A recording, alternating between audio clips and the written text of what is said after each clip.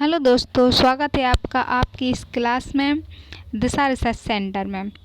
आज हम पढ़ेंगे इकोलॉजी एनवायरमेंट का ये क्लाइमेट वाला चेंज, जलवायु परिवर्तन। चलिए शुरू करते हैं इसको। ग्लोबल वार्मिंग, जलवायु परिवर्तन और ग्रीन हाउस प्रभाव का परिचय। यानी ग्लोबल वार्मिंग क्या है? ग्लोबल वार्मिंग समय के साथ पृथ्वी के वायुमंडल और महासागरों के तापमान में वृद्धि है। यह मानव गतिविधियों, मुख्य रूप से जीवाश्म ईंधन जलने के कारण पूर्व औद्योगिक काल यानी जब उद्योग काल शुरू नहीं हुआ था 1850 से 1900 के बीच में देखा गया। पृथ्वी की सतह पर दीर्घकालिक तापमान है जो पृथ्वी के वायुमंडल में ताप रोकने वाली ग्रीन हाउस गैसों के स्तर को बढ़ा रहा है। यह शब्द जलवायु परिवर्तन शब्द के साथ विनिमय नहीं है। 2011 से 2020 तक सबसे गर्म दशक देखा गया, यानी ये वर्ष बहुत गर्म रहा, जिसमें 2019 में विश्व औसत तापमान पूर्व औद्योगिक स्तर से 1.1 डिग्री सेल्सियस ऊपर पहुंच गया है। मानव प्रेरित ग्लोबल वार्मिंग वर्तमान में प्रति दशक यानी हर एक 10 साल में 0.2 डिग्री सेल्सियस की दर से बढ़ रहा है। जलवायु परिवर्तन पर अंतर सरकारी पैनल है IPCC के उपयोग में जलवायु परिवर्तन का तात्पर्य समय के साथ जलवायु में किसी बदलाव से है, चाहे वह प्राकृतिक परिवर्तनशीलता के कारण हो या मानव गतिविधियों के परिणाम स्वरूप हो। यह उपयुक्त जलवायु परिवर्तन पर संयुक्त राष्ट्र फ्रेमवर्क UNFCCC से भिन्न है, जहां जलवायु परिवर्तन का तात्पर्य जलवायु में परिवर्तन से है जो प्रत्यक्ष या अप्रत्यक्ष रूप से विश्व वातावरण की संरचना को बदल रहा है। बदलाव और तुलनीय समय अवधि में जलवायु परिवर्तनशीलता के लिए मानव गतिविधियों को जिम्मेदार समझता है। यानी जलवायु परिवर्तन जो भी परिवर्तन हो रहा है उसके लिए मानव गतिविधियों को वह जिम्मेदार समझता है। ग्रीन हाउस प्रभाव एक ऐसी प्रक्रिया है जो तब घटित होती है जब पृथ्वी का वायुमंडल में गैसें सूर्य की गर्मी को रोक लेती हैं। यह प्रक्रिया पृथ्वी को वायुमंडल नहीं होने की तुलना में अधिक गर्म बनाती है। यदि वायुमंडल है तो पृथ्वी अधिक गर्म है। वायुमंडल उसमें आने वाली सौर विकिरणों के लिए काफ़ी हद तक पारदर्शी होता है, क्योंकि बड़े पैमाने पर छोटी तरंगदैर्घ्य की किरणें इसमें शामिल होती हैं। इस आने वाले विकिरण का अधिकांश भाग पृथ्वी की सतह द्वारा अवशोषित कर लिया जाता है। पृथ्वी की गर्म सतह लंबी अवरक्त किरणों का ऊष्मा उत्सर्जन करती है, जबकि कुछ अवरक्त किरणें वायुमंडल से होकर गुजरती हैं तो एक बड़ा भाग वायुमंडल में जो कार्बन डाइऑक्साइड है, मीथेन है, नाइट्रोजन ऑक्साइड है इत्यादि जो ग्रीन हाउस गैस हैं उनके द्वारा अवशोषित और पुनर्वितरित हो जाता है, उनके द्वारा अवशोषित कर लिया जाता है। इस ताप प्रभाव को ग्रीन हाउस प्रभाव कहा जाता है और यह ग्लोबल वार्मिंग का कारण बनता है। ये देखिए, इसका चित्र दिखाया गया है कि सूर्य से आने वाली किरणें जो हैं वो यहाँ से आ रही हैं और फिर पृथ्वी से अवशोषित कर लेती है और फिर दीर्घ तरंगों को बाहर देती है। ग्रीन हाउस प्रभाव की प्रक्रिया। ग्रीन हाउस प्रभाव दो प्रकार के होते हैं, प्राकृतिक ग्रीन हाउस प्रभाव और मानव ग्रीन हाउस प्रभाव। प्राकृतिक में क्या है? प्राकृतिक ग्रीन हाउस प्रभाव को संदर्भित करता है जो पृथ्वी पर प्राकृतिक रूप से होता है और सामान्य वैश्विक तापमान पैटर्न बनाए रखने के लिए आवश्यक होता है। इसके बिना तापमान लगभग, यदि ये तापमान नहीं होगा तो 30 डिग्री सेल्सियस तक गिर जाएगा तापमान। महासागर जम जाएंगे, जैसे कि हम जानते हैं कि जीवन असंभव हो जाएगा। फिर मानव ग्रीन हाउस प्रभाव यानी बढ़ा हुआ ग्रीन हाउस प्रभाव मानव गतिविधियों के परिणाम स्वरूप, यानी मानव गतिविधियां हो रही हैं तो उससे ग्रीन हाउस बढ़ रहा है। जो यह ग्रीन हाउस प्रभाव ही वैश्विक पर्यावरण के लिए गंभीर चिंता का विषय है। और ग्रीन हाउस गैसें कौन कौन सी गैसें? पृथ्वी के वायुमंडल में मौजूद गैसें जो अवरक्त ताप किरणों को अवशोषित और पुनर्वितरित करती हैं ग्रीन हाउस गैसें कहलाती हैं। मानवीय गतिविधियों के कारण औद्योगिक क्रांति के बाद से मुख्य ग्रीन हाउस गैसों की सांद्रता में वृद्धि हुई है। जब उद्योग हुए तो ग्रीन हाउस गैसों बढ़ी हैं। ग्रीन हाउस गैस उत्सर्जन ने ग्रीन हाउस प्रभाव को बढ़ा दिया है। पृथ्वी के सतह के तापमान में वृद्धि हुई है। जीवाश्म ईंधन जलने से किसी अन्य मानवीय गतिविधियों की तुलना में वायुमंडल में अधिक परिवर्तन हुआ है। यानी और किसी की तुलना में वायुमंडल बहुत तेजी से गर्म हुआ है। महत्वपूर्ण ग्रीन हाउस गैसें शामिल है इसमें, जैसे जलवाष्प, carbon dioxide, methane, nitrogen oxide, fluoride युक्त गैस हैं। फ्लोराइड में हाइड्रोफ्लोरोकार्बन, पैराफ्लोरोकार्बन और सल्फर हेक्साफ्लोराइड, ये गैसें हैं जो ग्रीन हाउस प्रभाव को बढ़ा रही हैं। सबसे पहले इनकी डिटेल से बात करते हैं। जलवाष्प। जलवाष्प क्या है? जलवाष्प पृथ्वी पर सबसे प्रचुर मात्रा में पाई जाने वाली ग्रीन हाउस गैस है और यह पृथ्वी के लगभग आधे ग्रीन हाउस प्रभाव के लिए जिम्मेदार है। वायुमंडल में इसकी सांद्रता बदलने के लिए पर्याप्त मात्रा में जलवाष्प उत्सर्जित करने के लिए मनुष्य सीधे तौर पर जिम्मेदार नहीं है, क्योंकि जलवाष्प जो है उसको और कारक भी बढ़ाते हैं। लेकिन CO2 और अन्य ग्रीन हाउस गैसें हवा में जलवाष्प की मात्रा बढ़ाने के लिए जिम्मेदार हैं। जैसे ग्रीन हाउस गैस बढ़ती हैं, प्रतिक्रिया स्वरूप पृथ्वी का तापमान बढ़ता है और जल और भूमि दोनों में वाष्पोत्सर्जन बढ़ जाता है। यानी पौधे वाष्पोत्सर्जित करते हैं। चूँकि हवा में नमी होती है, गर्म हवा है उसमें नमी है, इसीलिए जलवाष्प की सांद्रता बढ़ जाती है। विशेष रूप से ऐसा इसलिए होता है क्योंकि उच्च तापमान पर जलवाष्प संघनित नहीं होता और वायुमंडल में आसानी से बाहर नहीं निकलता, इसलिए वायुमंडल में रह जाता है जलवाष्प। फिर ये जलवाष्प जो है पृथ्वी से निकलने वाली गर्मी को अवशोषित कर लेता है और इसे अंतरिक्ष में जाने से रोक देता है। इससे वातावरण और गर्म हो जाता है, फलस्वरूप वातावरण में और भी अधिक जलवाष्प बनता है। हाँ, अगली गैस है कार्बन डाइऑक्साइड। मानवीय गतिविधियां वायुमंडल में अधिक CO2 जोड़कर वनों की कटाई और प्राकृतिक वन सिंक को कम करके कार्बन चक्र को बदल रही हैं। यानी वन जो है वो कार्बन डाइऑक्साइड को अवशोषित कर लेते हैं, लेकिन यदि वनों को काट दिया जाता है तो कार्बन चक्र में क्या है, बदलाव हो रहा है और CO2 रिलीज हो जा रही है वातावरण में। कार्बन डाइऑक्साइड जीवाश्म ईंधन जैसे कोयला, प्राकृतिक गैस, तेल, ठोस अपशिष्ट और पेड़ अन्य जैव सामग्रियों के जलने और कुछ रासायनिक प्रक्रियाओं के परिणाम स्वरूप वायुमंडल में प्रवेश करती है, यानी वायुमंडल में मुक्त होती है। पूर्व औद्योगिक काल से वायुमंडल में CO2 की सांद्रता में 40% से अधिक वृद्धि हुई है, जो 18वीं सदी में लगभग 280 प्रति मिलियन ppm से 2022 में 421 ppm तक बढ़ गई है, यानी दोगुनी लगभग हो गई है। जब जैव कार्बन चक्र के हिस्से के रूप में पौधों द्वारा इसे अवशोषित किया जाता है तो कार्बन डाइऑक्साइड को वायुमंडल से हटा दिया जाता है या अवशोषित कर लिए। पौधे क्या करते हैं, जो अवशोषित कर लेते हैं तो वायुमंडल से कार्बन डाइऑक्साइड हट जाती है। मीथेन। मीथेन भी एक ग्रीन हाउस गैस है। कार्बन डाइऑक्साइड के बाद मीथेन यानी CH4 जो दूसरी है, वह मीथेन दूसरी सबसे प्रचुर मानवीय ग्रीन हाउस गैस है, जो विश्व उत्सर्जन का यानी विश्व में उत्सर्जित होने वाली गैसों में 20% इसका योगदान है। वातावरण में गर्मी को रोकने में मीथेन कार्बन डाइऑक्साइड की तुलना में 25 गुना अधिक शक्तिशाली है। कार्बन डाइऑक्साइड से भी ज़्यादा शक्तिशाली है यह विभिन्न मानवीय और प्राकृतिक स्रोतों से उत्सर्जित होता है। मानवीय उत्सर्जन स्रोतों में लैंडफिल तेल, प्राकृतिक गैस प्रणाली, कृषि गतिविधियां, कोयला खनन, मोबाइल दहन, अपशिष्ट जल उपचार आदि शामिल हैं। खाद्य और गैस्ट्रोएस्टिक उत्सर्जन में से पशु उत्सर्जन, जैसे पशुओं का उत्सर्जन करते हैं। अकेले मानव जनित मीथेन उत्सर्जन का 32% है।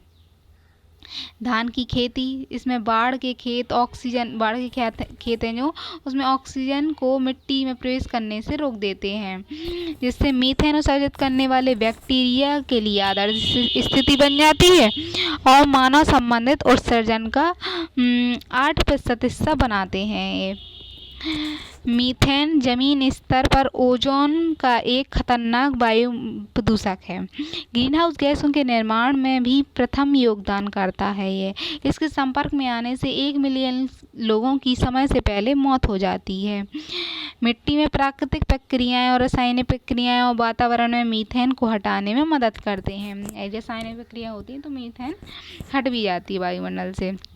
Nitrogen oxide N2O। Nitrogen oxide पृथ्वी के नाइट्रोजन चक्र के हिस्से के रूप में प्राकृतिक रूप से मौजूद होती है और विभिन्न प्राकृतिक स्रोत हैं इसके।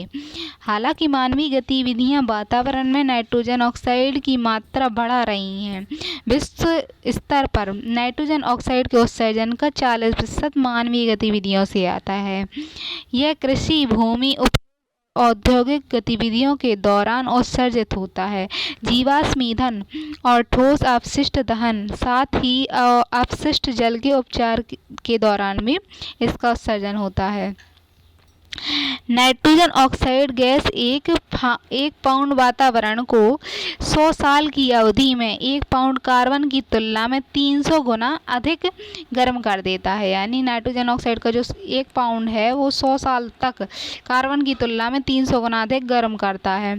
नाइट्रोजन ऑक्साइड के अणु सिंक द्वारा हटाए जाने या रासायनिक प्रक्रियाओं के माध्यम से नष्ट होने से पहले 121 वर्ष तक वायुमंडल में रहते हैं। नाइट्रोजन ऑक्साइड को वायुमंडल में तब हटाया जाता है जब कुछ जीवाणुओं द्वारा उसे अवशोषित किया जाता है। यह पराबैंगनी किरणों या रासायनिक प्रक्रियाओं द्वारा इसे नष्ट किया जा सकता है। फ्लोराइड युक्त गैसें। अन्य ग्रीनहाउस गैसों के विपरीत इसका कोई प्राकृतिक स्रोत नहीं है, यानी ये पूरी तरह से मानव से संबंधित गतिविधियों से आते हैं। इनका उपयोग वाणिज्यिक और औद्योगिक प्रशीतक, एयर कंडीशन, हीटिंग पंप उपकरण और अग्निशामक एरोसोल्स जो हैं इनसे इनका अनुप्रयोग किया जाता है। इनमें एक गैस का उपयोग अक्सर ओजोन क्षयकारी पदार्थ के विकल्प के रूप में किया जाता है, क्योंकि ये वायुमंडल में ओजोन परत को नुकसान नहीं पहुंचाती हैं। हालांकि फ्लोरीन गैस शक्तिशाली ग्रीनहाउस गैस है, जिसे CO2 की तुलना में अधिक गर्म करने की क्षमता होती है और कुछ रासायनिक प्रक्रियाओं द्वारा हटाने के लिए लगभग निष्क्रिय होती है। यानी रासायनिक प्रक्रियाओं से ये वायुमंडल से हटती नहीं है। ओजोन को भले ही नष्ट नहीं करती, लेकिन ग्रीनहाउस गैस बहुत बढ़ाती है। यदि जारी किया जाता है तो हाइड्रोफ्लोरोकार्बन दशकों तक वायुमंडल में बने रहते हैं और पैराफ्लोरोकार्बन और सल्फर हेक्साफ्लोरो दोनों को शताब्दियों तक वायुमंडल में रह सकते हैं। ये कई फ्लोरीन युक्त गैसें जो वायुमंडल में तभी हटती हैं जब सूर्य प्रकाश द्वारा उन्हें नष्ट किया जाता है। ये सामान्य तौर पर मानव गतिविधियों द्वारा उत्सर्जित सबसे शक्तिशाली और लंबे समय तक चलने वाली ग्रीनहाउस गैस है। अब जलवायु परिवर्तन के लिए अग्रणीय कारक क्या हैं, किन कारणों से ये हो रहा है? तो यातायात, अधिकांश कार, ट्रैक्टर, जहाज, विमान जीवाश्म ईंधन पर चलते हैं और परिवहन को ग्रीनहाउस गैसें विशेषकर कार्बन डाइऑक्साइड का उत्सर्जन में योगदान देते हैं। अंतरिक्ष दहन इंजन जैसे पेट्रोल आधारित होते हैं। दहनों के कारण सड़क वाहनों का योगदान भी सबसे अधिक है, बढ़ रहा है। बिजली की गर्मी के कारण जीवाश्म ईंधनों को जलाकर बिजली बनाई जाती है, जिससे वैश्विक उत्सर्जन का सबसे बड़ा हिस्सा पैदा होता है और अधिकांश बिजली कोयले से, तेल से, इन सब के जलने से उत्पन्न होती है, जो कार्बन डाइऑक्साइड और नाइट्रोजन ऑक्साइड को बढ़ाते हैं। फिर विनिर्माण उद्योग में, विनिर्माण उद्योग दुनिया भर में ग्रीनहाउस गैसों के सबसे बड़े योगदानकर्ताओं में से। जैसे विनिर्माण उद्योग उत्सर्जन में जैसे सीमेंट उद्योग, इस्पात उद्योग, लोहा उद्योग, इलेक्ट्रॉनिक्स, अन्य सामान बनाने के लिए जीवाश्म ईंधन जलाए जाते हैं। वनों की कटाई, खेतों या चारागाहों के निर्माण में वनों को काटने से उत्सर्जन होता है, क्योंकि जब पेड़ काटे जाते हैं तो संग्रहित जो कार्बन डाइऑक्साइड है वो वातावरण में मुक्त हो जाती है। तो इस तरह से यातायात, बिजली की से उत्पन्न गर्मी और विनिर्माण उद्योग और वनों के काटने के कारण होता है।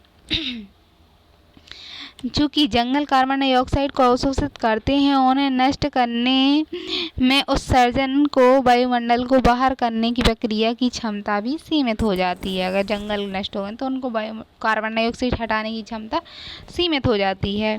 खाद्य उत्पादक भोजन के उत्पादन से विभिन्न प्रकार के कार्बन डाइऑक्साइड, मीथेन और अन्य ग्रीन हाउस गैसों का उत्सर्जन होता है। से वनों की कटाई, चारागाह भूमि की सफाई के माध्यम से गाय भेड़ जो पाचन करते हैं तो ग्रीन हाउस गैस उत्सर्जन होता है। फसल उगाने के लिए खाद्य का उत्पादन उपयोग आमतौर पर जीवाश्म ईंधनों के साथ कृषि उपकरण जैसे मछली और नौकाओं को चलाने वाले उत्सर्जकों का उपयोग किया जाता है। ग्रीन हाउस गैस जैसे भोजन की पैकेजिंग और वितरण में भी उत्सर्जित होती हैं।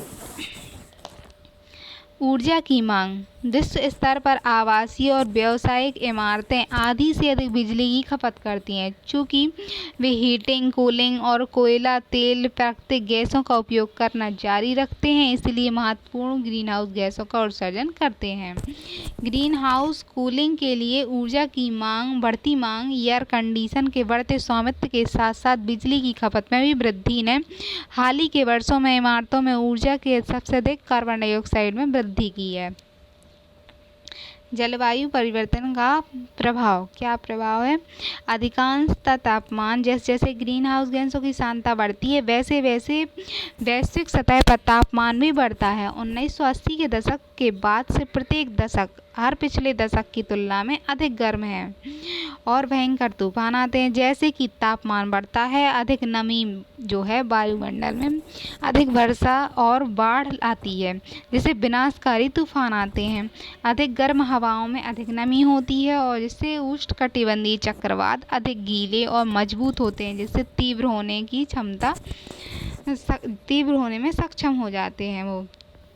समुद्री बर्फ का पिघलना आर्कटिक पृथ्वी पर अन्य जगहों की तुलना में दोगुनी तेजी से गर्म हो रहा है, क्योंकि जिससे ग्लेशियर ध्रुवीय बर्फ की चादर तेजी से पिघल रही है। आर्कटिक क्षेत्र में बर्फ पिघल रही है।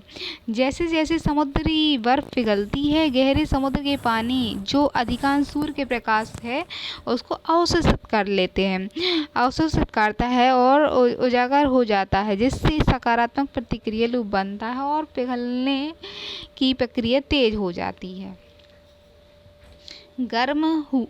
उभरता हुआ महासागर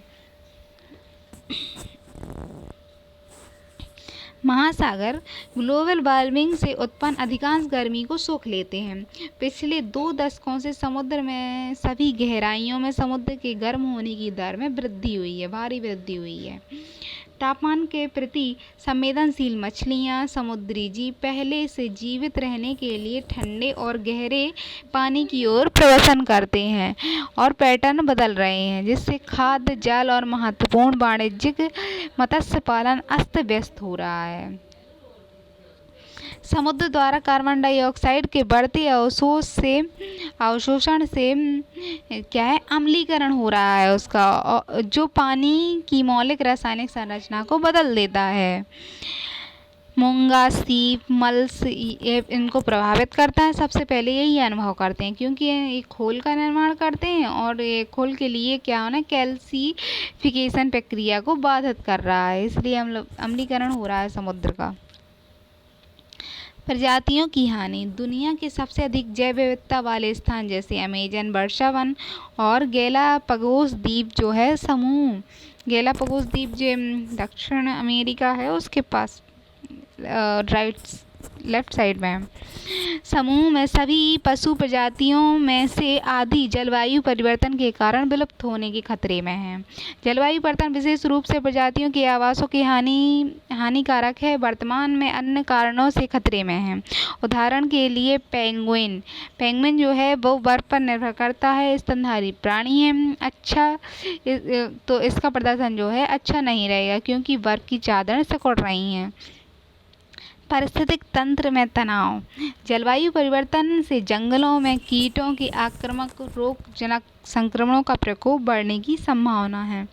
यह किसी दिए गए क्षेत्र में पनपने वाली वनस्पतियों के प्रकारों को बदल रहा है और वन्य जीवों के जीवन चक्र को बाधित कर रहा है। पारिस्थितिक तंत्र की संरचना को भी बदल रहा है और तनाव के प्रति कम लचीला बना रहा है। पारिस्थितिक तंत्र की अस्थिरता तब सबसे अधिक स्पष्ट हो जाती है जहाँ यह मुख्य प्रजातियों की बात आती है और जो पारिस्थितिक तंत्र की संरचना को बनाए रखने में सबसे बड़ी भूमिका निभाते हैं, तो ये वहाँ ज़्यादा वो है। पर्याप्त भोजन नहीं, मत्स्य पालन, फसलें, पशुधन नष्ट हो सकते हैं और कम उत्पादक हो सकते हैं। समुद्र के अम्लीकरण होने से अरबों लोगों के भोजन मछली पर निर्भर करते हैं। समुद्री संसाधन खतरे में पड़ सकते हैं और गर्मी का तनाव चराई के लिए घास के मैदान होते हैं उनको कम कर सकते हैं, उनकी संख्या कम हो सकती है, जिससे फलस्वरूप क्या है, पैदावार घट सकती है और पशुधन प्रभावित हो सकता है।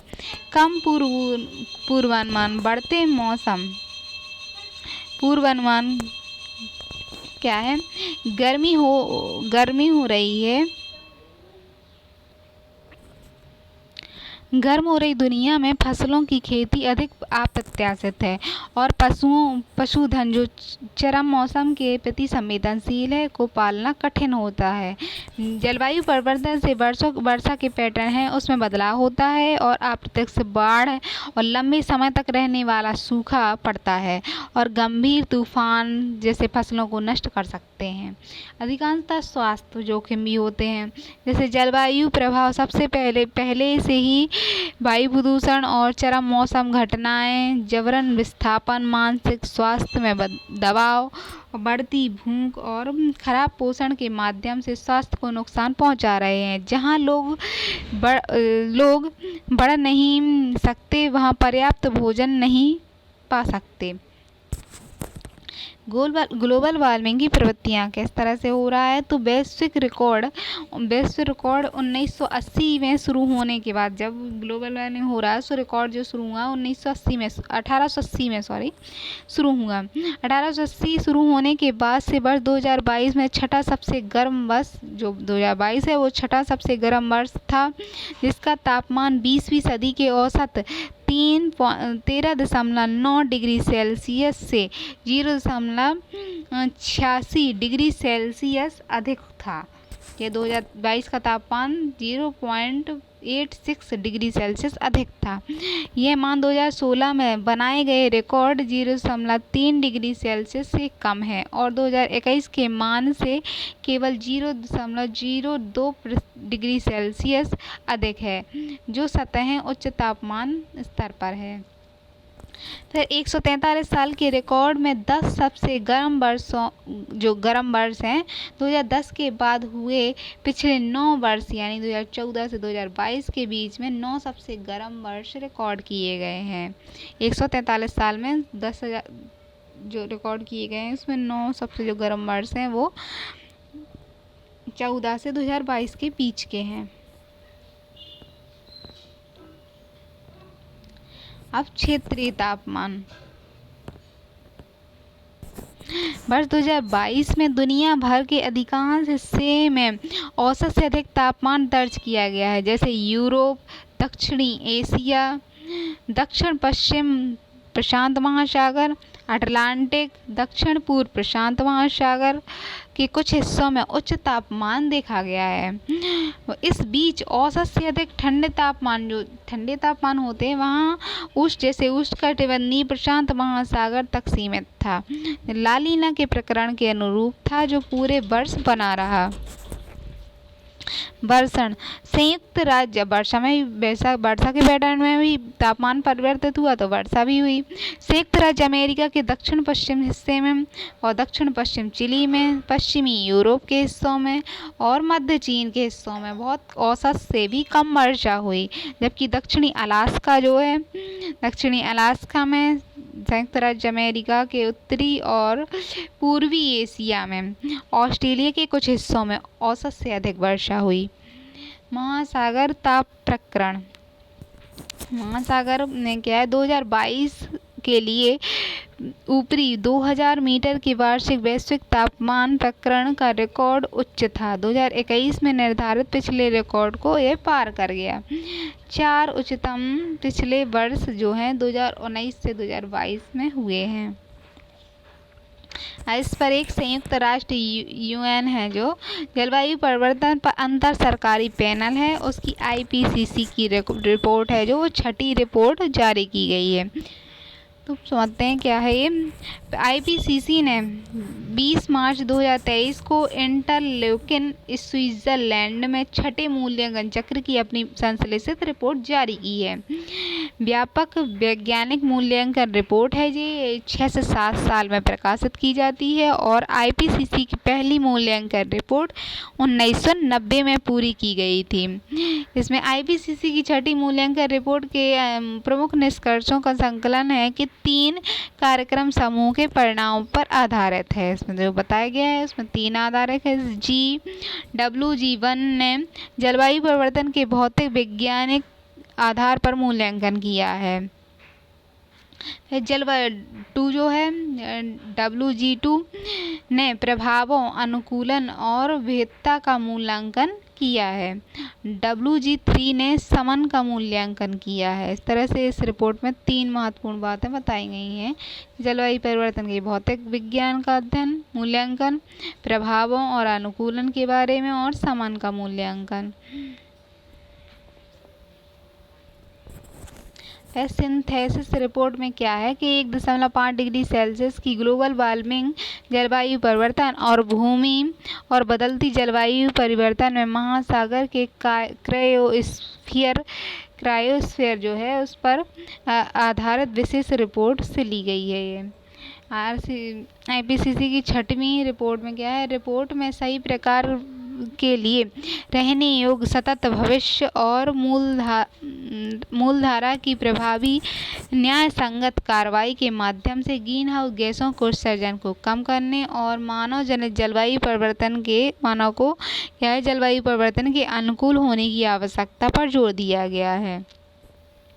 यह ग्रीनहाउस गैस के उत्सर्जन को भारी रूप से कम करने की तात्कालिकता पर प्रकाश डालती है।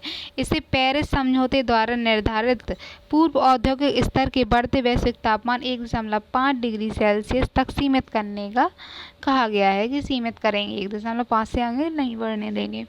2018 में आईपीसीसी ने चेतावनी के बावजूद ग्रीनहाउस गैसों के उत्सर्जन में वृद्धि इतनी अधिक जारी रही कि वैश्विक तापमान पहले की तुलना में 1.1 डिग्री सेल्सियस से अधिक बढ़ गया है और अप्रत्याशित मौसम घटनाएं हो रही हैं जो मानव स्वास्थ्य और परिस्थिति तंत्र को खतरे में डाल रही हैं।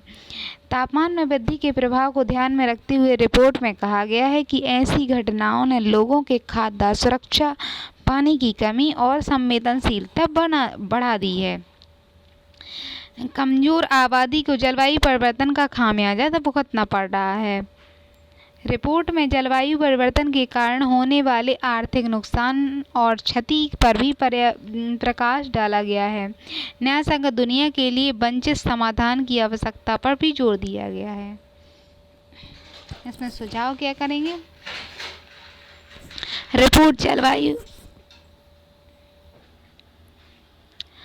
रिपोर्ट में सुझाव। रिपोर्ट जलवायु लचीले विकास का सुझाव देती है जो न केवल जलवायु परिवर्तन के प्रभाव को कम करेगा बल्कि व्यापक लाभ भी प्रदान करेगा।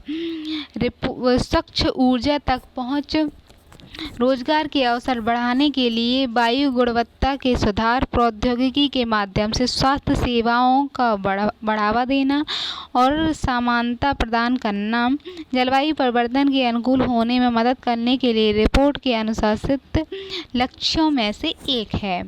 और रिपोर्ट ने जलवायु लक्ष्यों को प्राप्त करने के लिए वित्त निवेश की भूमिका पर भी रेखांकित किया है कि उत्सर्जन को कम करने के लिए कम आय वाले, हाशिए पर रहने वाले समुदायों की रक्षा के लिए केंद्रीय बैंकों और वित्त नियमों के माध्यम से सार्वजनिक वित्त पोषण को प्रोत्साहित किया जाए।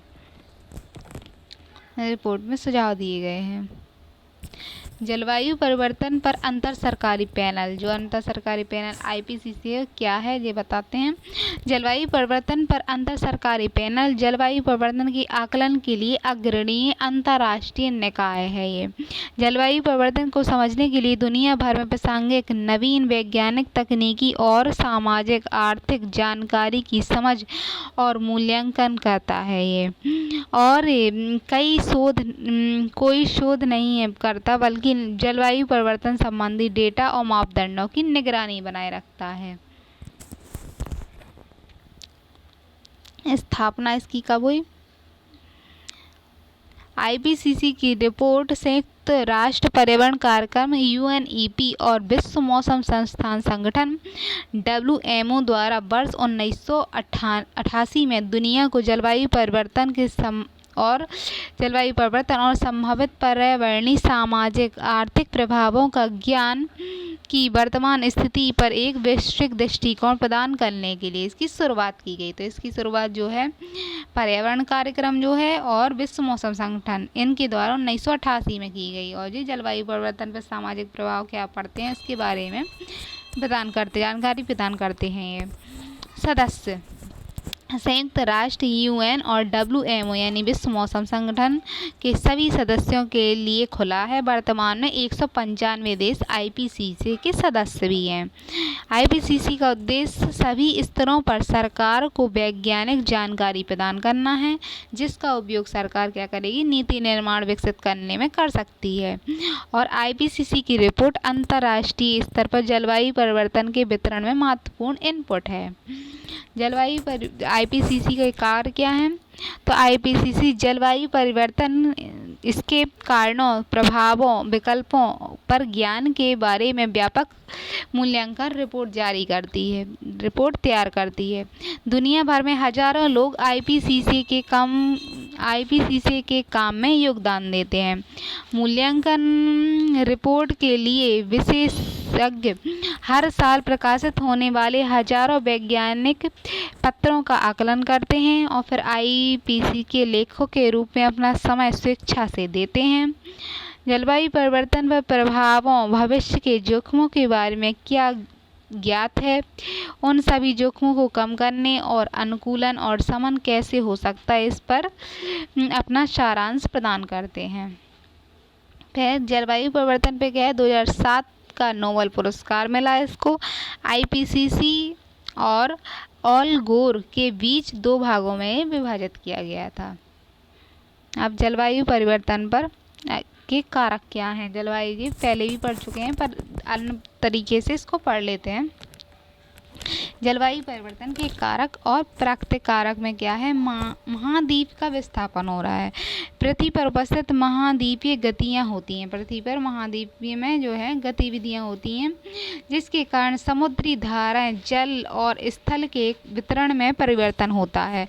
फलस्वरूप आर्द्रता में, वर्षा में, मात्रा में भी परिवर्तन होता है, जिससे जलवायु परिवर्तन हो रहा है।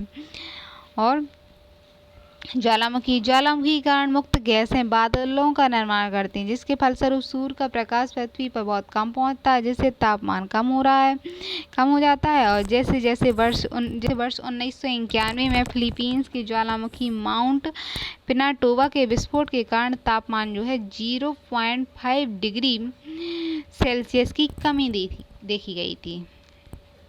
तो ज्वालामुखी विस्फोट क्या है, ये पहले पढ़ चुके हैं। इसका पृथ्वी पर झुकाव समय के साथ परिवर्तित होता है, जिसके कारण सूर्य ताप में भी परिवर्तन आता है।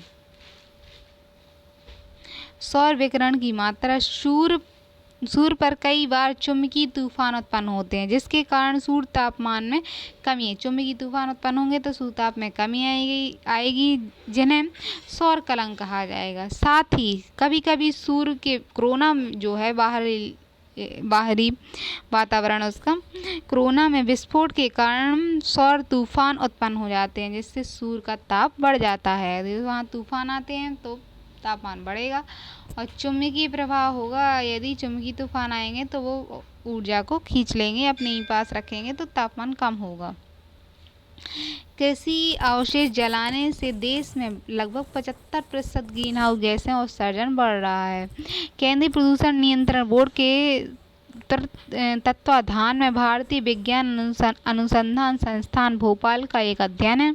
इस अध्ययन के अनुसार क्या है, कृषि अवशेष यानी पराली जलाने के कारण विगत 10 वर्षों में ग्रीन हाउस गैस के उत्सर्जन 75% तक की वृद्धि हुई है। 10 वर्षों में 75% की वृद्धि हो गई है क्या है, खेतों में पराली जलाने से। हरित गृह गैसें, हरित गृह गैसों में कार्बन डाइऑक्साइड है, पढ़ चुके हैं जो पहले भी। जलवायु परिवर्तन की प्रथम गैस है ये। श्वसन प्रक्रिया और दहन प्रक्रिया और ज्वालामयी विस्फोट के कारण उत्पन्न होती है। लेकिन मानवीय कारक जैसे निर्वनीकरण, वनों को काटना, औद्योगिकरण, जीवाश्म ईंधन के जलाने के कारण इसकी मात्रा बढ़ रही है। फिर ओजोन भी एक ग्रीन हाउस गैस है। यदि क्षोभ मंडल में उपस्थित हो जाती है तो विकिरण को अवशोषित कर लेती है यह। फिर जलवाष्प परिवर्तनशील वायुमंडलीय संघटक है जिसकी मात्रा ऊंचाई के साथ कम होती है, लेकिन यह अल्पकालिक होती है और ग्रीन हाउस प्रभाव को प्रेरित करती है, तो ग्रीन हाउस गैसों को अवशोषित कर लेती है। मीथेन जो है कार्बन डाइऑक्साइड की तुलना में 20 गुना अधिक वैश्विक तापमान की क्षमता बढ़ाती है। इसका उत्सर्जन प्राकृतिक रूप से ज्वालामुखी, कोयले की खान, दलदली भूमि, चावल के खेत, पशुओं की जुगाली यानी पशु जो भोजन पकाते हैं उसके कारण इत्यादि से होता है। इसके अलावा प्राकृतिक गैस उद्योग भी इसके उत्सर्जन के लिए जिम्मेदार है। नाइट्रोजन के ऑक्साइड, यह कार्बन डाइऑक्साइड की तुलना में 300 गुना अधिक वैश्विक तापमान की क्षमता रखते हैं। इसका अधिकतर उत्सर्जन उर्वरक उद्योग, जीवाश्म ईंधनों के दहन, चमड़ा उद्योग से होता है। अब फ्लोरीन युक्त गैसें, फ्लोरीन युक्त गैसों में हाइड्रोफ्लोरोकार्बन,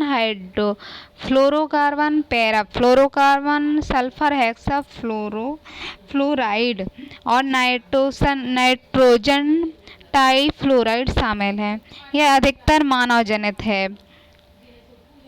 सल्फर हेक्साफ्लोराइड और कार्बन डाइऑक्साइड की तुलना में 22,000 गुना अधिक, ये सल्फर जो है कार्बन की तुलना में 22,000 गुना अधिक वैश्विक तापमान क्षमता।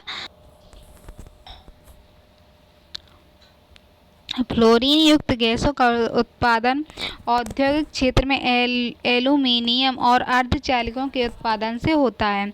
इसके अलावा इनका उत्पादन इलेक्ट्रॉनिक उत्पादों के निर्माण में भी होता है। हाइड्रोफ्लोरोकार्बन प्रशीतक, एरोसोल, विलायक और अग्निशामकों में उपयुक्त होता है। ब्लैक कार्बन, इसका निर्माण मुख्यतः कोयले के दहन से होता है और इसलिए इसे सूट या कार्बन भी कहते हैं। ब्राउन कार्बन, ये फसलों के अवशेषों को जलाने से उत्पन्न होता है। जलवायु परिवर्तन के समाधान क्या है? समाधान में ग्लोबल वार्मिंग को कम करने के लिए वैज्ञानिकों द्वारा जियो इंजीनियरिंग पद्धति, लेकिन यह व्यवहारिक नहीं है।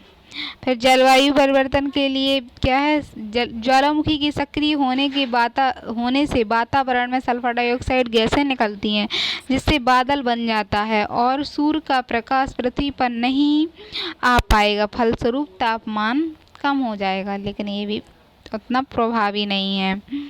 बड़े दर्पण का उपयोग, उनके अनुसार बड़े दर्पण के प्रयोग से पृथ्वी से परावर्तित होगा। छद्म वृक्षों का निर्माण, छद्म वृक्षों के निर्माण से कार्बन डाइऑक्साइड को अवशोषित किया जा सकता है और समुद्र के तल में छोड़ा जा सकता है। पहली ग्लोबल स्टॉक रिपोर्ट जो है वो बताती है कि नवीकरणीय ऊर्जा को बढ़ाना और जीवाश्म ईंधनों को चरणबद्ध तरीके से समाप्त करना विकासशील देशों की कार्रवाई के लिए वित्त सबसे प्रमुख मूलभूत आवश्यकता है। यानी विकसित जो है देश वो विकासशील देशों को धन दें ताकि वो अपना ग्रीन हाउस गैस उत्सर्जन में मदद करेगा और कम कर सकेंगे। निजी क्षेत्रों की भागीदारी को भी बढ़ाना चाहिए। जलवायु प्रभावों को सबसे अधिक प्रभावित लोगों को समाधान तैयार करने में शामिल करना।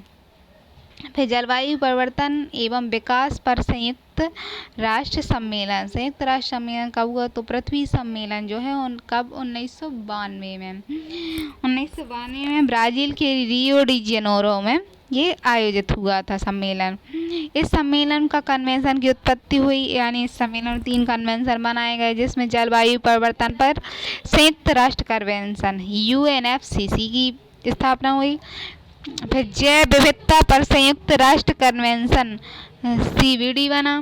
मरुस्थलीकरण को रोकने के लिए संयुक्त राष्ट्र कन्वेंशन UNCCD बना। वन प्रबंधन के सिद्धांतों की घोषणा और सतत विकास पर आयोग, ये सब प्रबंधन किया गया। जलवायु परिवर्तन पर संयुक्त राष्ट्र समझौता UNFCCC, ये क्या है? जलवायु परिवर्तन पर पहला बहुपक्षीय अंतर्राष्ट्रीय समझौता है। मार्च 1994 से प्रभावी है। कानूनी रूप से गैर बाध्यकारी रूप से बनाया गया था। विश्व तापमान से निपटने के लिए ग्रीन हाउस गैस उत्सर्जन को कम करना इसका लक्ष्य है। इसके कार्य जलवायु परिवर्तन के लिए प्रति वर्ष सम्मेलन का आयोजित करना है। तो ये जलवायु परिवर्तन पर पहला सम्मेलन, पृथ्वी शिखर सम्मेलन हुआ, उसमें ये तय हुआ। इसमें प्रतिवर्ष जो मीटिंग होती है उसे COP कहते हैं। COP1 जो है 1995 में आयोजित हुआ। जर्मनी की राजधानी बर्लिन में आयोजित हुआ था। जलवायु परिवर्तन को रोकने हेतु विभिन्न देशों की अपर्याप्त क्षमताओं पर चिंता है कि कैसे रोकेंगे। जलवायु परिवर्तन से निपटने के लिए संयुक्त राष्ट्र से प्रयास करने पर भी सहमति हुई। संयुक्त राष्ट्र इस पर प्रयास करने में प्रयास करे। क्योटो प्रोटोकॉल, तो ये क्योटो प्रोटोकॉल भी यही UNFCCC से संबंधित ही है।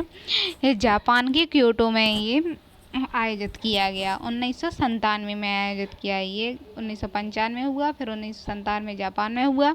इस पर UNFCCC से जुड़ा एक अंतर्राष्ट्रीय समझौता है क्योटो प्रोटोकॉल। अंतर्राष्ट्रीय रूप से बाध्यकारी, यानी पृथ्वी शिखर सम्मेलन जो हुआ वो बाध्यकारी नहीं था, उसमें कटौती लक्ष्यों का कोई पता नहीं था, लेकिन इसमें बताया गया कि अंतर्राष्ट्रीय बाध्यकारी है और वर्ष 2005 से प्रभावी होगा। 2005 से प्रभावी होगा। इसमें क्या है? औद्योगिक देश जिन्हें प्रोटोकॉल के तहत CO2 उत्सर्जन को कम करना है और 2008 से 2012 की अवधि में कम करना है, 1990 की तुलना में 5.2% की कमी करनी है। ऐसे देश और शेष दुनिया के जो देश हैं जिन पर ऐसी कोई बाध्यता नहीं है, तो इन देशों को भी 2 भागों में विभाजित किया गया है कि किनको करना है, किनको क्या करना है।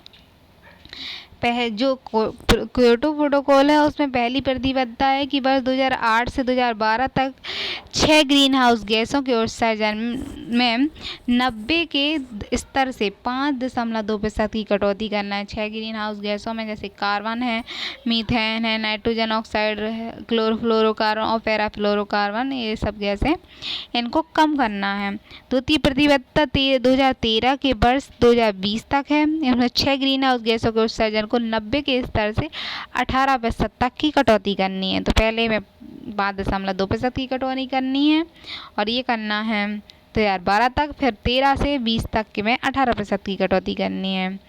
Carbon dioxide, methane, nitrogen oxide, sulphur, hexafluoride और हाइड्रोफ्लोरोकार्बन और पैराफ्लोरोकार्बन, ये सब गैसें हैं।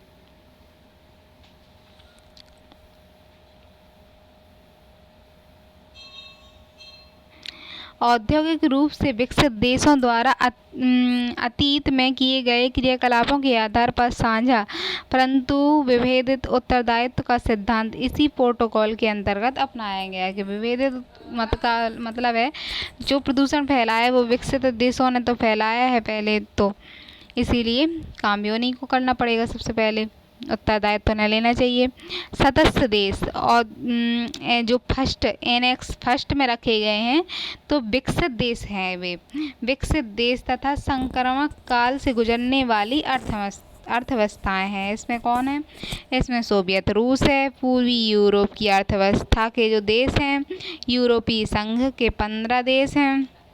और वर्ष 1982-92 में आर्थिक सहयोग और विकास संगठन OECD के सदस्य भी जो हैं विकास संगठन के, वो सब इसमें शामिल होंगे।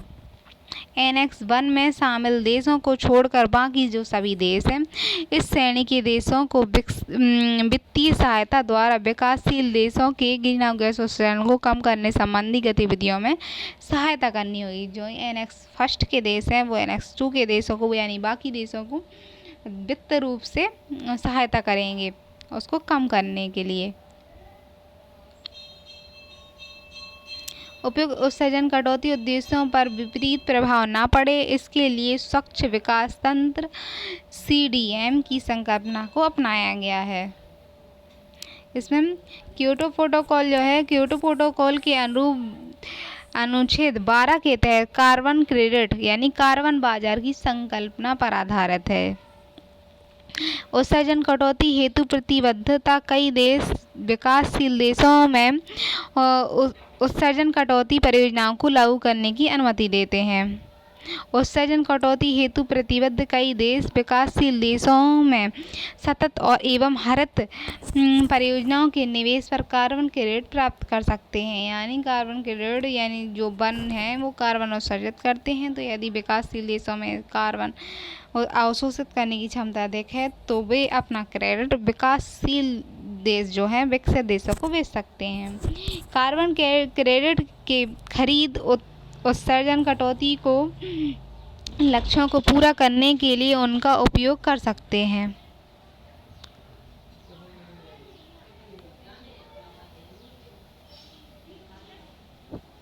अब है COP 11। COP 11 जो सबसे पहले COP था वो जर्मनी में हुआ। अब COP और भी होते रहे। इसके बाद महत्वपूर्ण COP जो है वो क्योटो प्रोटोकॉल के बाद ये 2005 में COP 11 है। 2005 में मॉन्ट्रियल में आयोजित हुआ। कनाडा में कनाडा का शहर है मॉन्ट्रियल। कनाडा द्वारा हस्ताक्षर करने के साथ क्योटो प्रोटोकॉल लागू कर दिया गया। COP 13 जो है 2007 में इंडोनेशिया के बाली में आयोजित किया गया और बाली रोड मैप या बाली एक्शन प्लान अपनाया गया, जिसके तहत 5 प्रतिबद्धताओं पर सहमति बनी कि क्या करना है। साझा दृष्टिकोण सभी दलों के मध्य उत्सर्जन कटौती के दीर्घकालिक लक्ष्य की प्राप्ति हेतु उत्सर्जन के कटौती के दीर्घकालिक लक्ष्य की प्राप्ति हेतु था। ये जलवायु परिवर्तन के प्रभाव में कमी के लिए राष्ट्रीय एवं अंतर्राष्ट्रीय प्रयासों में वृद्धि। इसमें क्या करना था? अनुकूलन करना था, प्रौद्योगिकी या वित्त प्रदान करना था। COP 16 फिर हुआ। COP 16 2010 में मैक्सिको के कुल्लून में हुआ। ये कानकून में हुआ मैक्सिको के। इसमें क्या हुआ? विकसित देशों द्वारा विकासशील देशों को वर्ष 2012 से 2020 तक $100 बिलियन उपलब्ध कराने पर सहमति बनी कि विकासशील देश जो हैं विकासशील देशों को अब धन प्राप्त होगा इस उत्सर्जन को कम करने के लिए। इस हेतु हरित जलवायु कोष जो है उसकी स्थापना हुई। हरित जलवायु कोष का उद्देश्य विकासशील और अल्प विकसित देशों की जलवायु परिवर्तन के मुद्दे को समाधान में सहायता करना है। COP 21। अब COP 21 जो है 2015 में पेरिस समझौता हुआ। COP 21 को पेरिस समझौता हुआ। विश्व तापमान में वृद्धि के पूर्व औद्योगिक स्तर से इसमें 2 डिग्री सेल्सियस इसमें लिमिट लगाई गई कि 2 डिग्री सेल्सियस से कम करना है और जो तापमान वृद्धि हो रही है उसको 1.5 डिग्री सेल्सियस तक सीमित करना है। पेरिस समझौता औपचारिक रूप से 4 नवंबर 2016 में लागू हुई।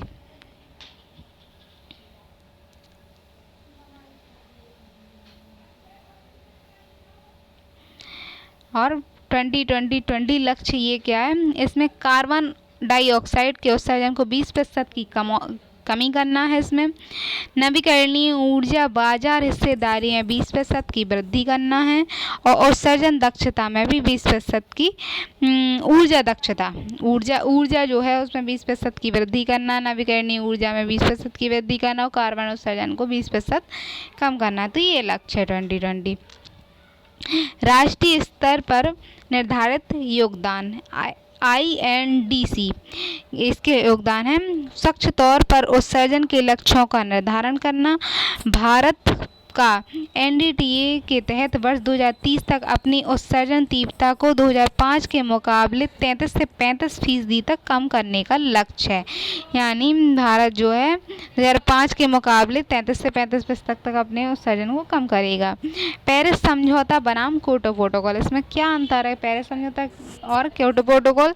तो जहाँ ये क्योटो प्रोटोकॉल में है, विकसित देशों के लिए कानूनी रूप से बाध्यकारी उत्सर्जन कटौती लक्ष्य निर्धारित किए गए हैं। वहीं पेरिस समझौते में देश जो विकसित देश या विकासशील देश या अल्प विकसित देशों के लिए ऐसे बाध्यकारी लक्ष्य नहीं है, बल्कि इसमें सभी देशों द्वारा स्वच्छता से इस ओर ध्यान देने की बात कही गई है। पेरिस समझौते के अंतर्गत क्या है, सभी देश स्वयं अपने उत्सर्जन लक्ष्य निर्धारित कर सकते हैं और इसमें किसी भी प्रकार के दंडात्मक कार्रवाई पर प्रावधान नहीं है। ठीक है। और COP26 आता है। अब COP26 जो है स्कॉटलैंड के ग्लासगो में आयोजित हुआ। इसमें पृथ्वी पर 85% वनों की हिस्सेदारी और 105 देशों द्वारा ग्लासगो घोषणा पर हस्ताक्षर किए गए। 85% वन पृथ्वी पर होने चाहिए। यह घोषणा वनों की कटाई, भूमि क्षरण को 2030 तक पूर्ण रूप से रोकने के लिए हस्ताक्षर करने वाले देशों के लिए बाध्यकारी बनाया गया कि 2030 तक वनों की कटाई और भूमि क्षरण को रोका जाएगा। भारत द्वारा इसमें हस्ताक्षर नहीं किए गए। यह ग्रीन हाउस गैस के उत्सर्जन को कम करने के साथ साथ समुदायों के वन आधारित अस्तित्व को बनाए रखने के लिए पोषित किए जाने वाला समझौता है, जिसमें दुनिया की 25% आबादी शामिल है। COP26 में जलवायु कार्रवाई के लिए भारत की 5 प्रतिबद्धताएं हैं। वर्ष 2030 तक भारत की गैर जीवाश्म ईंधन उत्सर्जन क्षमता को 500, भारत के पास जो पहले से लक्ष्य है उसमें ये है 2030 तक भारत को जो गैर जीवाश्म ईंधन से उत्सर्जन ग्रीन हाउस गैसों से ऊर्जा की प्राप्ति करनी है, 500 गीगावाट तक ले जाना है।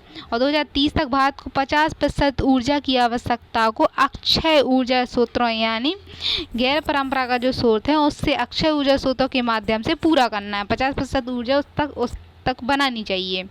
फिर 2030 तक भारत की अर्थव्यवस्था की कार्बन तीव्रता जो है 45% से अधिक की कमी करनी है, यानी कार्बन की जो उत्सर्जन हो रहा है उसमें 45% की कमी करना है। 2030 तक भारत में शुद्ध अनुमानित कार्बन उत्सर्जन में 1 बिलियन टन की कटौती है और कार्बन जो उत्सर्जन हो रहा है उसमें 1 बिलियन टन की कटौती करनी है। बस 2070 तक शुद्ध शून्य कार्बन उत्सर्जित यानी नेट जीरो का जो लक्ष्य है उसको प्राप्त करने का प्रावधान है कि भारत को ये करना ही है, इसलिए भारत ने उस पर हस्ताक्षर नहीं किए। COP28 जो हुआ ये संयुक्त राष्ट्र जलवायु परिवर्तन सम्मेलन 2023 में हुआ। ये संयुक्त अरब अमीरात की अध्यक्षता में दुबई में आयोजित किया गया था। फिर 2027 इससे पहले जो हुआ था वो मिस्र में हुआ। अब 2019 का अजरबैजान के बाकू में आयोजित किया गया। हर साल आयोजित किया जाता है COP। उद्देश्य है इसमें COP जो अजरबैजान में हुआ इसमें जलवायु परिवर्तन की तत्काल चुनौतियों का समाधान करना, जिसमें ग्रीन हाउस गैसों के उत्सर्जन को कम करना और प्रभावों को अपनाना और जलवायु कार्रवाई के लिए वित्त संसाधन जुटाना इसके लक्ष्य हैं। ये तो बने ही रहते हैं उनके। ग्रीन हाउस ग्रीन क्रेडिट पहल, इसमें और भी पहल की गई हैं जिसमें ग्रीन क्रेडिट पहल है, न्यूक्लियर एनर्जी घोषणा है, विश्व नदी गठबंधन है और लैंड टी शिखर सम्मेलन 2023। ये 4 उनके महत्वपूर्ण लक्ष्यों को निर्धारित किया गया है। इसमें COP 2028 के सम्मेलन भारतीय प्रधानमंत्री द्वारा ग्रीन हाउस क्रेडिट पहल के सम्मिलित होने के लिए विश्व समुदाय को आह्वान किया है। इस आधार पर संचालित पर्यावरण संरक्षण व्यक्तिगत विकास के साथ जुड़ा हुआ है। इस पहल में निम्नलिखित बंजर भूमि की एक सूची बनाना शामिल है, जिसका उपयोग व्यक्ति और संगठनों द्वारा रोपण के लिए किया जा सकता है। कि बंजर भूमि है तो उसकी सूची बनाना और उसमें वन को रोपण करना। पर्यावरणीय रूप से सकारात्मक कार्य करने वाले प्रभागियों को जो है व्यापार योग्य व्यापार योग्य हरित क्रेडिट प्राप्त होगा। यानी पर्यावरण के रूप से जो व्यापार करने के लिए हरित क्रेडिट है उन्हें वो हरित क्रेडिट प्राप्त होगा। और पंजीकरण से लेकर वृक्षारोपण सत्यापन हरित क्रेडिट जारी करने की पूरी प्रक्रिया को डिजिटल किया जाएगा। ये जो वृक्षारोपण का कार्यक्रम है और इसको क्रेडिट मिलेगा, जो क्रेडिट का जो सब डिजिटल किया जाएगा। प्रधानमंत्री ने वृक्षारोपण और पर्यावरण संरक्षण से संबंधित विचारों, ज्ञान, अनुभवों को एकत्र करने के लिए वैश्विक पोर्टल शुरू करने की घोषणा की है। इसमें वैश्व नीतियों, प्रथाओं, हरित ऋण की मांग को संबोधित करना है। 20 से अधिक देश, इसमें हेडिंग छुट्टी, हाँ तो ये हेडिंग है ट्रिकल न्यूक्लियर एनर्जी घोषणा। ये वाली घोषणा जो है, जो ये चार अभी देखी थी ना, उन्हीं में से एक घोषणा है। ये ग्रीन क्रेडिट पहल थी पहली, अब ये है ट्रिपल न्यूक्लियर एनर्जी घोषणा। उसके बारे में दिया गया है कि 2020, यहाँ से ये वाला भी उसी में है, ट्रिपल न्यूक्लियर घोषणा में 2050 तक विश्व शुद्ध शून्य यानी net zero green house gas उत्सर्जन को प्राप्त करना है। इसमें 1.5 डिग्री सेल्सियस के लक्ष्य को प्राप्त करने के लिए परमाणु ऊर्जा की महत्वपूर्ण भूमिका को सुनिश्चित करना है।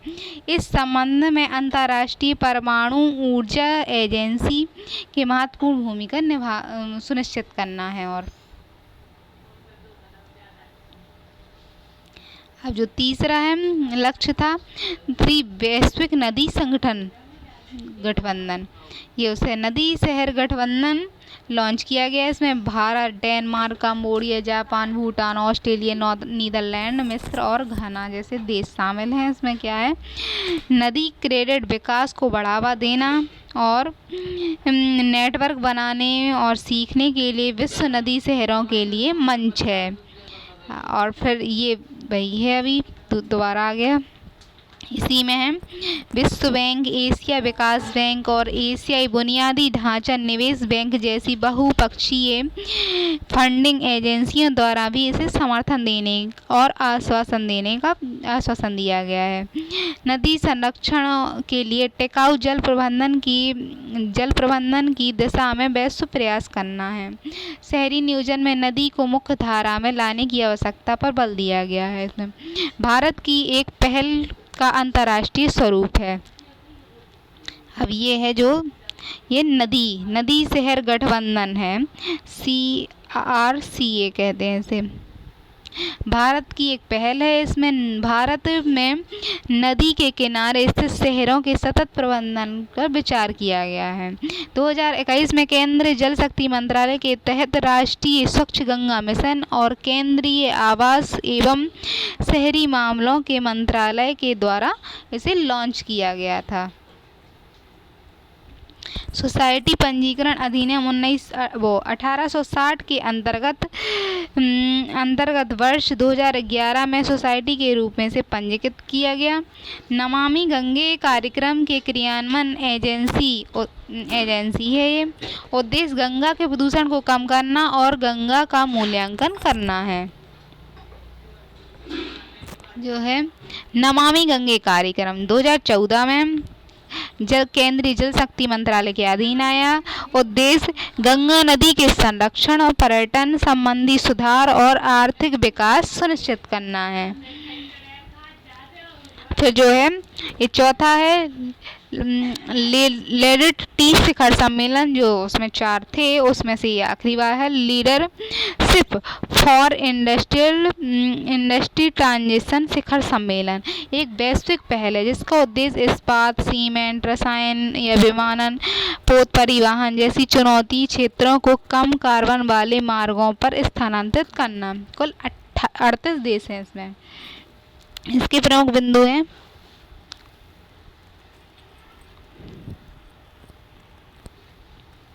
वर्ष 2050 तक ऊर्जा गहन उद्योगों में निम्न कार्बन उत्सर्जन के उपयोग को अपना शुद्ध यानी नेट जीरो उत्सर्जन प्राप्त करने के लक्ष्यों की पूर्ति करना, उन देशों और कंपनियों को संगठित करना जो पेरिस समझौते को हासिल करने पर कार्रवाई के लिए प्रतिबद्ध हैं।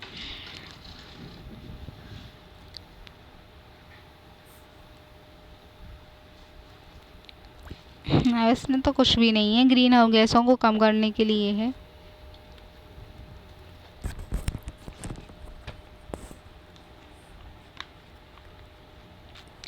कार्बन प्रच्छादन यानी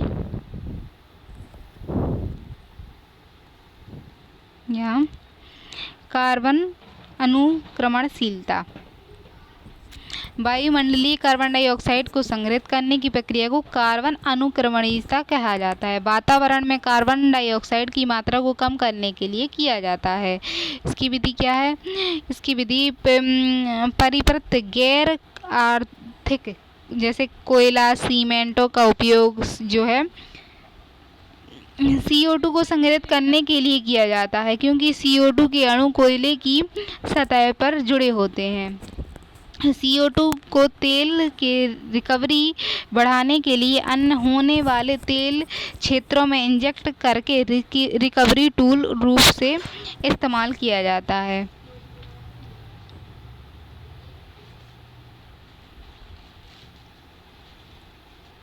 फिर इसमें यह है IPCC की जो रिपोर्ट है, इसके बारे में पहले बता दिया है कि 1988 में स्थापित हुई।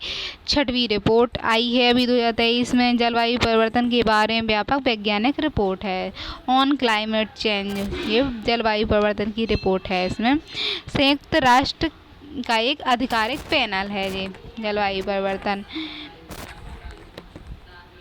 1988 स्थापित हुआ। विश्व मौसम संगठन और संयुक्त राष्ट्र पर्यावरण कार्यक्रम द्वारा स्थापित है। इसका मुख्यालय जो है जनेवा स्विट्जरलैंड में है। 2007 में शांति के लिए नोबेल पुरस्कार दिया। 195 इसके देश हैं, सदस्य देश हैं, बताई है ये। फिर ये संयुक्त राष्ट्र का आधिकारिक पैनल है, स्थापना इसकी 1988 में हुई। विश्व मौसम विज्ञान संगठन प्लस संयुक्त राष्ट्र संगठन कार्यक्रम द्वारा स्थापित है जनेवा में स्विट्जरलैंड में। 2007 में नोबेल, ये वही है पूरा। अब जो है जलवायु परिवर्तन पर IPCC की जो रिपोर्टें हैं वो रिपोर्टों को पढ़ना है। सिर्फ रिपोर्ट कौन कौन सी है? First report, second report. First report यानी जलवायु परिवर्तन पर IPCC की जो फर्स्ट रिपोर्ट है उसमें क्या है कि वर्ष 1990 में प्रकाशित हुई। मानवीय गतिविधियों के परिणाम स्वरूप होने वाले उत्सर्जन से वायुमंडलीय ग्रीन हाउस गैसों की सांद्रता बढ़ रही है, जिसमें बताया गया है 100 वर्षों के वैश्विक तापमान के कारण 0.3 से 0.6 डिग्री सेल्सियस बढ़ गया है। रिपोर्ट 1 में बताया गया है।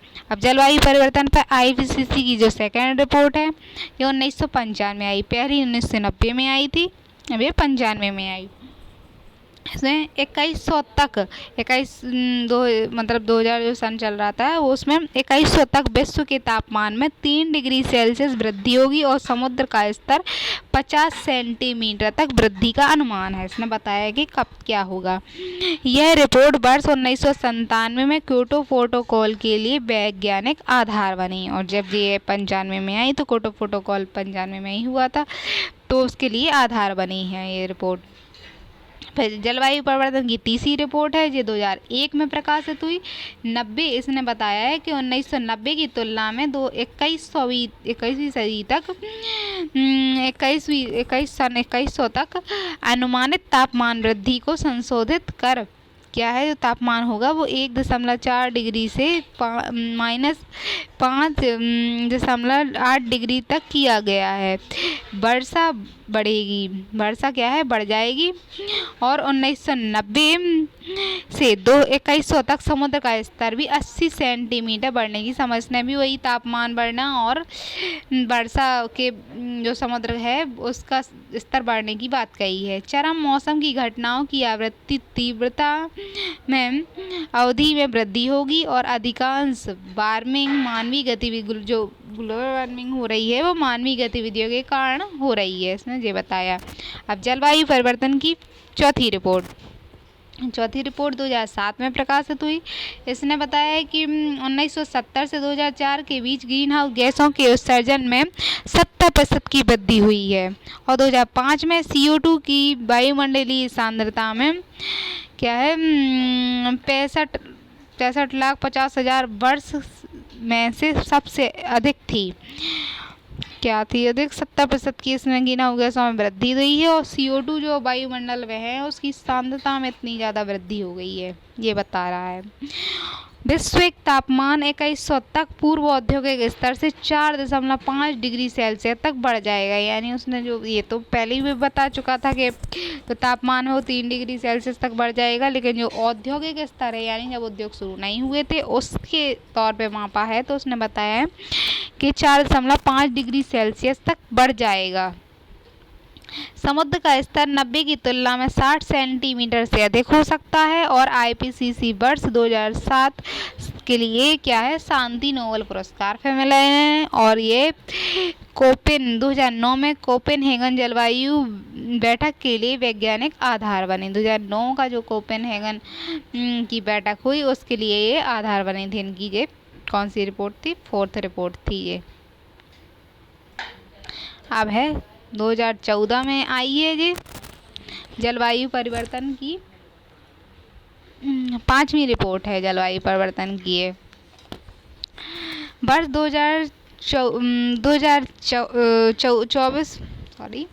2014 में प्रकाशित हुई है। इसने बताया है कि 2100 तक तापमान में वृद्धि, सब तापमान ही बारे में बताएंगे क्योंकि जलवायु परिवर्तन पे है, इसलिए 2100 तक तापमान में वृद्धि पूर्व औद्योगिक स्तर से 4.8 डिग्री सेल्सियस हो सकती है और CO2 का स्तर जो बताया है CO2 और मीथेन और नाइट्रोजन ऑक्साइड वायुमंडलीय सांद्रता पिछले 8 लाख वर्षों से अभूतपूर्व है। यानी जो पिछले वर्ष हैं उनसे बहुत ज़्यादा इनकी सांद्रता बढ़ गई है। अधिक लगातार और लंबी गर्मी की लहरें बस निश्चित हैं। प्रजातियों का बड़ा हिस्सा जो है विलुप्त होने या सामना कर रहा है, विलुप्त होने का सामना कर रहा है। यह रिपोर्ट वर्ष 2005 में पेरिस समझौता है उसके लिए आधार बनी थी। 5वीं रिपोर्ट पेरिस समझौते के लिए आधार बनी। फिर जलवायु परिवर्तन की 6वीं रिपोर्ट, ये लेटेस्ट रिपोर्ट है जो 2013 में प्रकाशित की गई है। विश्व की जो कुल जनसंख्या का लगभग 45% से अधिक निवास जलवायु परिवर्तन के प्रति अत्यधिक संवेदनशील क्षेत्र है और इसमें यही बताया गया है कि भारत मुख्य संवेदनशील क्षेत्रों के रूप में चिन्हित है, जिसमें बाढ़ आती है, सूखा है, चक्रवात है, हीटिंग वेव जैसी आपदाओं का जोखिम है भारत में। जलवायु परिवर्तन के साथ साथ कई अन्य आपदाएं अगले 2 दशकों में विश्व के विभिन्न हिस्सों में उभरने की संभावनाएं हैं। बहुत सारी आपदाएं आने की संभावना भी इसमें बता दी गई है। कई जलवायु खतरे एक साथ घटित होंगे तथा जलवायु एवं गैर जलवायु जोखिम परस्पर क्रिया करेंगे। जलवायु परिवर्तन से कुपोषण, भुखमरी के साथ साथ बीमारियां भी बढ़ने की संभावना बताई है इसने। फिर तापमान में पहले ही पूर्व औद्योगिक स्तर में 1 डिग्री सेल्सियस की वृद्धि हो चुकी है। प्रमुख कारण इसके जीवाश्म ईंधन का जलना है, ऊर्जा और भूमि के विषमता पर असतत प्रयोग है। इसके परिणाम स्वरूप क्या होगा? मौसम की चरम घटनाओं की बारंबारता एवं तीव्रता में वृद्धि हो जाएगी और जलवायु समन नीतियों कानून में वृद्धि के बावजूद 21वीं सदी के अंत तक तापमान जो है 1.5 डिग्री सेल्सियस से अधिक की वृद्धि की संभावना है, जबकि पेरिस समझौते में इसको इतने ही नियंत्रित करना था, लेकिन बताया जा रहा है कि इससे भी अधिक हो सकता है, संभावना ऐसी है। 1.5 डिग्री सेल्सियस की सीमा के भीतर रखने के लिए उत्सर्जन को 2019 के स्तर की तुलना में 2030 तक 43% और 2035 में 60% तक कम करने की आवश्यकता है। यदि कम करना है तो इतना करना पड़ेगा।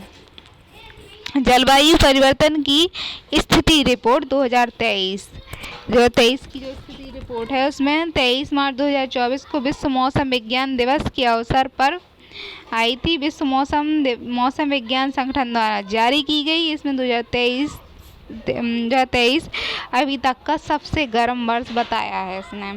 रिपोर्ट के प्रमुख बिंदु के अनुसार रिपोर्ट में अनेक संकेतकों और कई रिकॉर्ड टूटे हैं। इसने बताया कि रिपोर्ट में बहुत सारे जो हैं रिकॉर्ड तोड़ दिए हैं। थैंक यू दोस्तों, मिलते हैं अब अगली क्लास में जो होगी अब दूसरे किसी सब्जेक्ट टॉपिक पर होगी।